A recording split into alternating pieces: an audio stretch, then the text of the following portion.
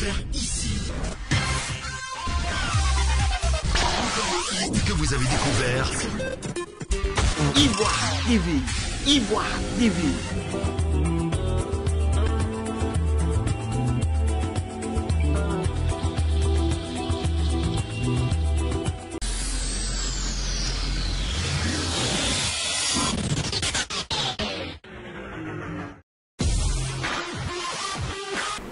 Alors que l'on s'attendait à l'élection du président de la Fédération ivoirienne de football, dont la gestion a été confiée à un comité de normalisation, la CAF et la FIFA font volte-face et s'opposent à la décision prise par l'Assemblée générale. Selon ces instances de football africain et mondial, le parrainage des candidats pose toujours problème. Pour faire la lumière sur ce blocage et répondre bien sûr à d'autres questions, nous recevons M. Konan Kwaku Laurent, président du Kimi FC de Mbayakro, et également, tenez-vous bien chers téléspectateurs, candidat à l'élection présidentielle de la Fédération ivoirienne de football. Bonjour Monsieur Konan. Bonjour. Merci d'avoir accepté notre invitation. C'est moi qui vous remercie. Pour nous suivre, il suffit de vous abonner sur les différents canaux de communication, à savoir officiel Ivoire TV sur Facebook, Ivoire TV sur YouTube et également www.ivoiretv.net sur notre site web. Encore une fois, M. Konan, nous allons entrer dans le vif du sujet. Alors, depuis quand êtes-vous dans le domaine du sport? Je suis dans le domaine du sport depuis bien longtemps, depuis mon enfance, ma tendre enfance bien sûr. Depuis Mbayakro, je suis dans le domaine du foot. Alors, on peut se rappeler le nombre d'années quand même Le nombre d'années, je suis dans le foot depuis les années 70, au primaire et jusqu'à aujourd'hui. Alors, qu'est-ce qui vous a amené à aimer le football? Pourquoi pas le handball, le tennis, pourquoi le football? Le foot, c'est une passion, c'est une passion. Je ne sais pas d'où c'est venu, mais ma vie se résume au football, simplement. Ok, c'est bien compris. Alors, comment se porte le Kimi FC de Mbayakro, dont vous êtes le président? Le Kimi Football se porte bien. En tout cas, pour l'équipe des centres de formation, l'équipe se porte très bien. L'équipe se trouve en Mbayakro. Mais l'équipe Fagnon, la première équipe, ne se porte pas du tout bien parce que vous connaissez les problèmes de la FIF. Quand vous parlez de première équipe, qu'est-ce que vous voulez dire par là? Bon, l'équipe de moins de 23 ans. Vous êtes en division d'honneur? Oui, en district. District. Oui. Donc je disais que l'équipe ne se porte pas bien parce que ça fait belle lurette que le championnat des districts ne se joue pas. Vous voyez, les enfants qui s'entraînent des années sans jouer, vous voyez que l'équipe ne peut pas mieux se porter. C'est bien noté. Alors, depuis un bon moment, la FIF est sans président et est administrée par un comité de normalisation. Comment appréciez-vous la gestion du CONOR FIF? Le CONOR FIF est arrivé dans une situation vraiment qui... Le CONOR FIF est la bienvenue, je dirais. Et nous avons souhaité la venue du CONOR. Elle est arrivée dans une situation où notre football battait de l'aile, ce que je voulais dire. Et donc, on a souhaité la venue du CONOR parce que ceux qui étaient là, vraiment, étaient à bout. Et donc, il fallait une organisation neutre, une organisation nouvelle pour remettre notre football à flot. Alors, vous parliez tout à l'heure de votre club Fagnon qui ne se porte pas bien parce qu'il n'y a pas de championnat. Oui. Alors, le CONOR FIF est arrivé. Qu'est-ce que le CONOR FIF a pu faire à ce niveau? Bon, le CONOR FIF ne peut pas faire grand-chose puisqu'elle a trouvé vraiment un football en lambeaux. Donc elle est en train de colmater les brèches. Et il y a des urgences, l'équipe nationale et autres, les équipes de première, deuxième, troisième division. Donc nous attendons que le CONOR s'occupe aussi des équipes des clubs amateurs. Pour le moment, nous n'avons pas encore fait signe. Alors, depuis l'arrivée du CONOR FIF, est-ce qu'on peut dire qu'aujourd'hui le championnat dans les différentes ligues se déroule dans de bonnes conditions? Oui, le championnat de la première ligue, deuxième ligue se déroule. Mais dans de bonnes conditions, je ne crois pas, puisque ce n'est pas... comment j'allais dire, ce n'est pas le championnat programmé d'avance avec toutes les instances en place, tout et tout.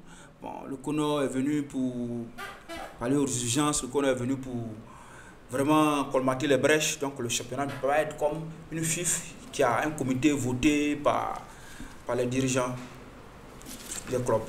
Alors, nous allons maintenant revenir au niveau de votre candidature. vous êtes candidat à l'élection du président de la Fédération ivoirienne de football. Quelles ont été vos sources de motivation? Bon, les sources de motivation, je les ai déjà dit, c'est vraiment simple. Je suis arrivé là parce que j'étais à bout. J'étais à bout. Voyez-vous, je vous disais que l'équipe Fanion ne se porte pas bien, l'équipe première de Kimi Football ne se porte pas bien parce que nous ne jouons pas. Et en 2013, je vais vous raconter une histoire. En 2013, nous devrions jouer en Bayakro, à Boaké. Nous devrions jouer à Boaké. Et donc, on devait faire un regroupement Bayakro et puis aller par la suite sur Boaké. Étant à Daokro, je reçois un coup de fil de la Ligue amateur me disant que le match est reporté. Je suis avec les enfants. On a réservé les hôtels. On est à 60 km de Bayakro, le lieu de regroupement, et on nous dit que le match est reporté.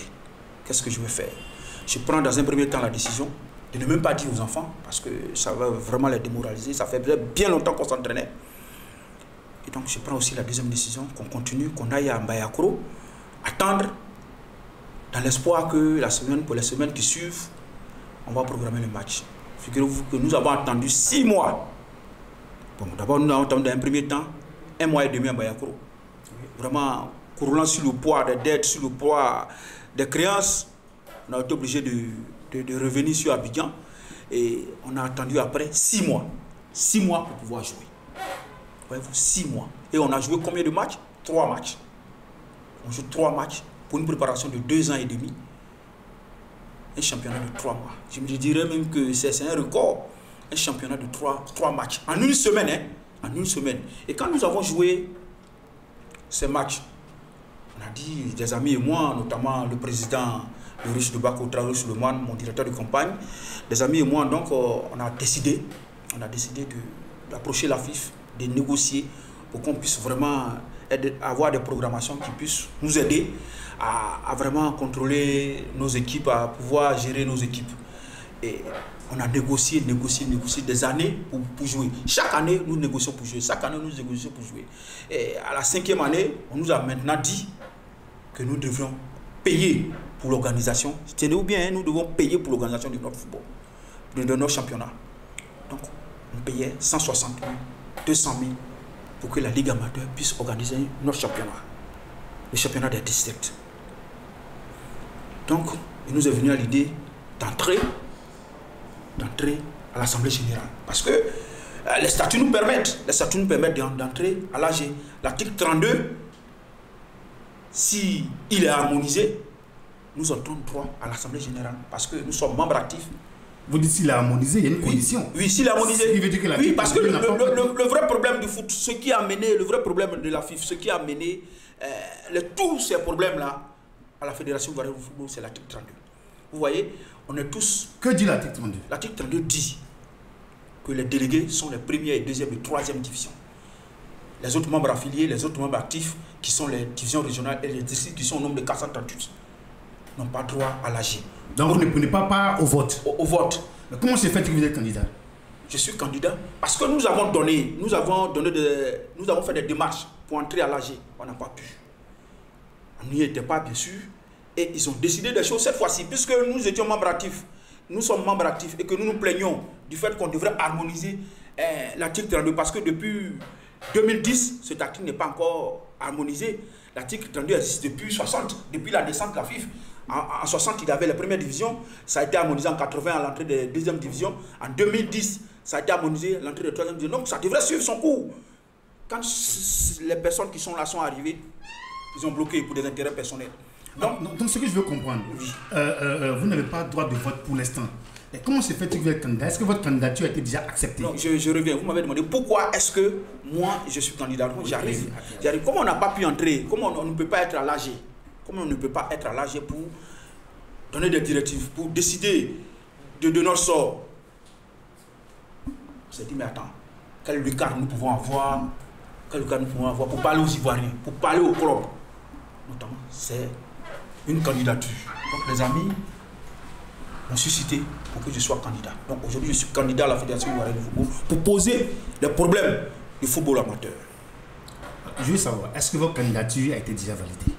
Non, tout a été arrêté. tout a été arrêté avec la note de la FIFA, tout a été arrêté. Sans quoi j'ai retiré les fiches, j'ai retiré tous les documents. Il restait à aller déposer la candidature de façon officielle. Et le jour où je devrais y aller, une note est venue de la FIFA pour dire qu'on devrait tout arrêter. Ok, c'est bien noté. On espère que vous allez battre campagne comme se doit et que votre candidature sera bien sûr retenue. Alors, je veux savoir un peu, Président, qu'est-ce qui peut faire la différence, mais qu'est-ce qui fait la différence entre vous et les autres candidats? Ce qui fait la différence entre moi et les autres candidats, c'est que moi, je connais le terrain. Je suis un président de club de football de proximité, de football amateur, le vivier même du football, le moteur même du football. Et ça, il y a plein de candidats qui l'ignorent, notamment les candidats de l'ex-commerce Sori Diabaté et le candidat Idriss Diallo. Ils ignorent carrément que c'est l'adhésion des clubs de football amateur, des clubs de proximité qui peut faire revenir notre football sur la scène. Ils ignorent. Parce que s'ils n'ignoraient pas, notre football n'allait pas être, comme ils sont aux affaires depuis 20 ans, notre football n'allait pas être là où notre football est, dans la garde, bien sûr. Alors, pour tous ceux qui viennent de nous prendre en marche, sachez que vous êtes à votre émission Ivoire TV reçoit et nous recevons M. Kounan Kwaku Laurent, président du KIMI FC de Mbayavoro. Alors, Président, quel commentaire faites-vous sur la décision de la CAF et de la FIFA quant au report d'élection du président de la FIFA? Vous voyez, le problème que nous avons au football, le problème date depuis 20 ans, de l'entrée de ce groupe qui conteste la décision de la FIFA. Depuis 2002, ceux-là sont aux affaires à la FIFA. Ils sont aux affaires à la FIFA. Quand ils ont besoin de la FIFA, ils font appel à la FIFA. Et là, c'est bon. Là, c'est bon. Ça, c'est pour leurs intérêts. Quand ils n'ont plus besoin de la FIFA, ils appellent les autres clubs pour les aider à combattre la fêtière. Et nous sommes contre cette façon de procéder. La FIFA intervient. Pourquoi? Il a été demandé au CONOR. Il a été demandé au CONOR d'aller consulter la base, notamment les clubs et les acteurs du football ivoire, pour concocter des statuts. Et le CONOR a visité tout le monde, même rencontré les clubs de football amateur, Ayam Sokoro, chacun a donné son point de vue. Et le CONOR a visité aussi la sous-région. En comparaison avec les autres statuts, le CONOR a produit un test où il est dit dedans que tous les clubs qui sont à la FIFA sont membres affiliés. Il n'y a pas de distinction, il n'y a pas de catégorisation. Où il est dit dedans que les clubs de football amateur qui ne sont pas aujourd'hui à l'AG pourront l'être après les élections. C'est vrai que c'est un peu dur parce que nous avons droit, mais on nous dit d'attendre postérieurement après les élections. Nous disons qu'il n'y a pas de problème. Il n'y a vraiment pas de soucis, il n'y a vraiment pas de problème. Nous pouvons attendre. Donc, en attendant, le test est passé devant ceux qui ont le droit de vote, notamment les clubs de première, deuxième et troisième division. Et comme à leur habitude, ils sont allés vraiment remettre le couvert, remettre tout ce qui empêchait notre football de voler à jour, notamment le parrainage à 8 clubs, où on doit être parrainé par 3 clubs de première division, je ne sais plus. Et ils sont allés même jusqu'à dire que d'autres membres que nous ne sommes plus membres actifs, nous sommes des membres non actifs. Figurez-vous, vous êtes dans une association où certaines personnes se réunissent pour dire vous là, comme vous n'avez pas de voiture, c'est vrai que vous payez les mêmes cotisations que nous, mais vous n'êtes plus membre actif, vous êtes membre non actif. Nous, comme on a un peu de moyens, et comme peut-être on dort à la Riviera, bon, nous on est membre actif, vous n'êtes plus membre actif. Pourtant vous avez les mêmes droits, vous payez les mêmes cotisations, vous avez été accepté par la même assemblée générale. Et ces gens-là, on dit dans le nouveau test qu'ils ont catégorisé les membres. Les membres du club amateur sont plus membres actifs, c'est-à-dire les clubs de district, les clubs de division régionale sont plus membres actifs, ils sont membres non actifs et ils fixent les parrainages à 8. Ça ne peut pas passer. Ça ne peut même pas passer. Parce que il n'y a jamais de crime parfait. Il n'y a jamais de crime parfait parce que en le faisant, ils pensaient qu'ils avaient bouclé leur affaire, que tout était fini. Mais à 4 candidatures déjà, ça fait 12 clubs de première division. À 5, on ne peut plus parrainer les clubs. Mais on était 7. On était 7 candidats. Avec cette candidature, si les 4 autres prennent les 12 clubs de première division, il reste 2 pour 3 candidats. Où allons-nous trouver le club pour parrainer nos candidatures? Donc la FIFA a jugé que c'est antidémocratique, ce n'est pas ouvert, ce n'est pas inclusif. Donc la FIFA a dit non. Et pour le parrainage, la FIFA a ajouté que c'est parce que vous catégorisez les clubs. Quand on catégorise les clubs, on peut dire que c'est le club de première division qui peut parrainer. C'est déjà une discrimination. Donc remettez tout le monde au même niveau. C'est-à-dire tous les clubs sont des clubs affiliés. Un point, un trait. Mais ils ne veulent pas. Ils ne veulent pas. Je le disais tantôt que quand ils ont besoin de la FIFA, ils vont à la FIFA. Le GX AS Sidi Diallo, ils sont allés à la FIFA pour combattre. Le GX AS Idriss Diallo, ils sont allés à la FIFA pour combattre. Sidi Diallo fait Sidi Diallo perd son âme. Aujourd'hui, la FIFA donne des injonctions. Ils nous amènent, ils veulent amener d'autres clubs à aller avec eux contre la FIFA parce que leurs intérêts sont en jeu. Nous disons qu'on ne peut pas gérer le football comme ça. Ceux-là sont dépassés. Ils sont dépassés. On vous a très bien compris dans vos explications. Alors, une question me vient en tête. Alors, logiquement, oui. Il y a combien de clubs qui doivent prendre part au vote? Bon, quand tu dis logiquement, je veux dire qu'actuellement, parce que ce n'est pas la logique que 76 clubs puissent diriger 535 membres.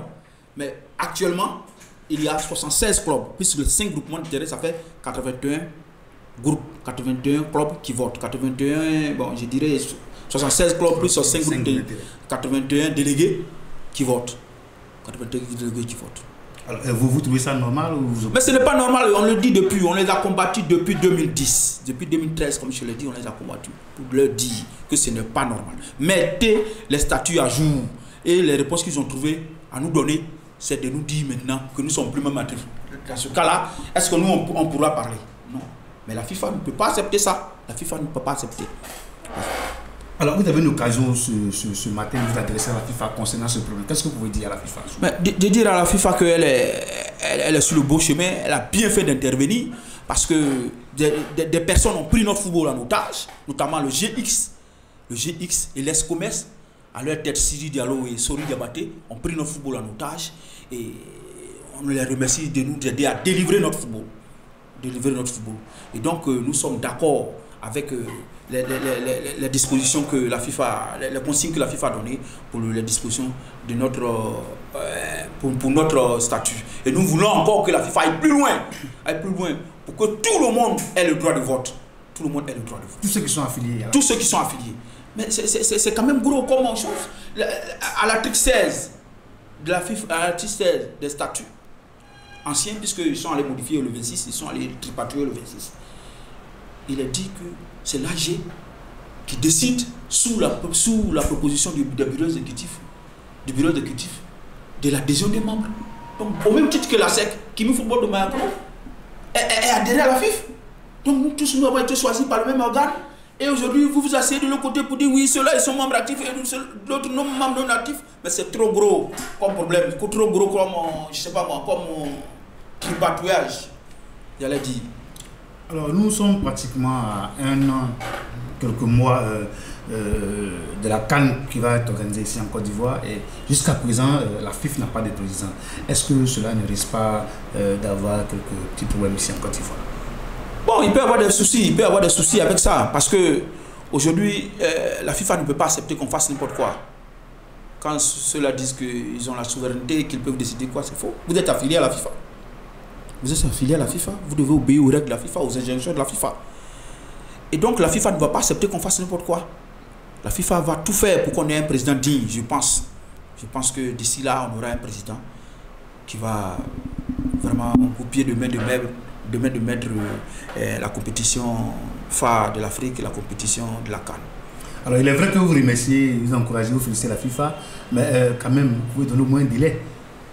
Non mais c'est... la FIFA n'a donné... La FIFA a donné des injonctions, la FIFA a donné des directives à la CAF, au CONOR. Le CONOR a visité tout le monde, a demandé le point de vue de tout le monde. Et le CONOR a visité tous les statuts de la sous-région, Burkina, Cameroun.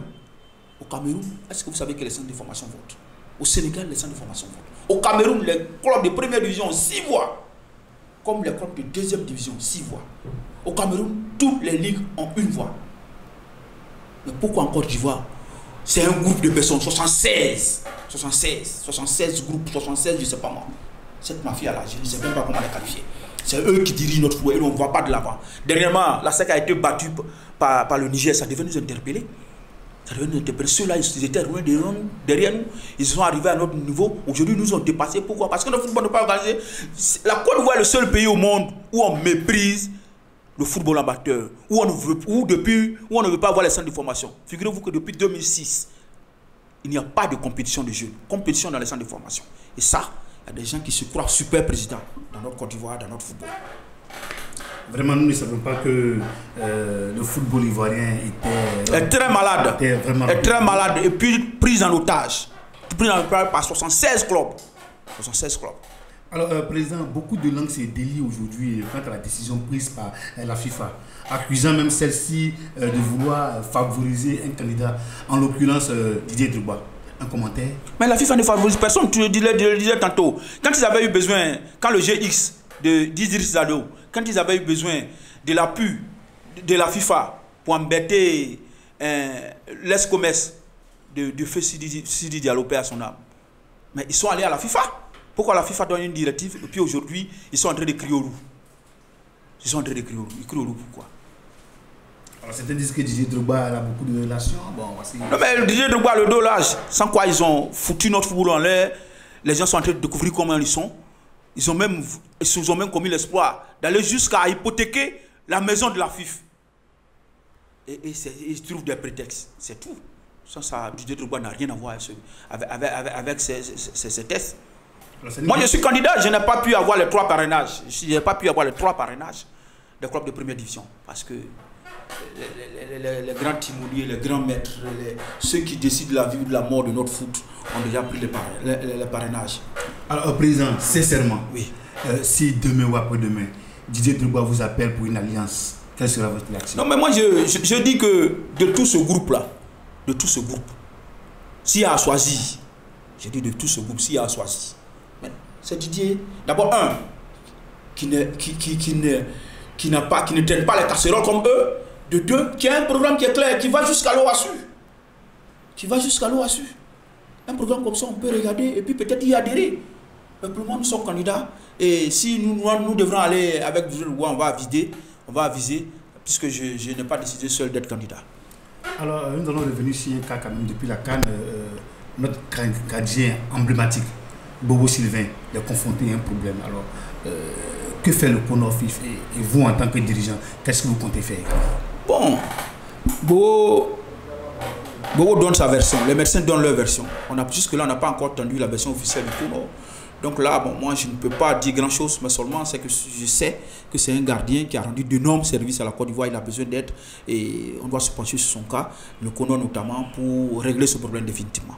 Vous êtes candidat, est-ce que vous ne pouvez pas agir aussi à votre niveau? Mais nous ne sommes pas encore aux affaires. Il y a des personnes bien dédiées pour ça. Ok, c'est bien compris, Président.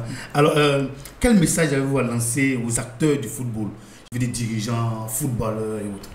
Aux acteurs du football, je voulais dire qu'aujourd'hui, notre football est en danger. Notre football est en danger. Et c'est pour cela que je suis candidat. Je suis candidat parce que notre football doit sortir de là où il est, du trou. Les gens, ceux qui étaient aux affaires l'ont mis. Et donc, nous sommes candidats pour, dans un premier temps, voir le football de base, travailler pour que le football de base puisse appuyer le football de l'élite pour qu'on puisse sortir de l'ornière. Alors, Président, en 2023, il y aura la Coupe d'Afrique des Nations ici en Côte d'Ivoire et vous êtes un dirigeant de club amateur. Alors, qu'est-ce que ces dirigeants du club amateur pourront apporter au COCAN? Ok. Dans l'organisation pratique de la CAN, bien sûr. Merci de poser cette question. Je dirais que pour l'organisation de cette COCAN, il faut l'apport de tous. Il faut que tout le monde soit sollicité, il faut que tout le monde apporte son grain de sel, notamment les clubs de football amateur ont leur grain de sel à donner. Et le COCAN, je pense, a lancé un appel à des volontaires pour adhérer au projet.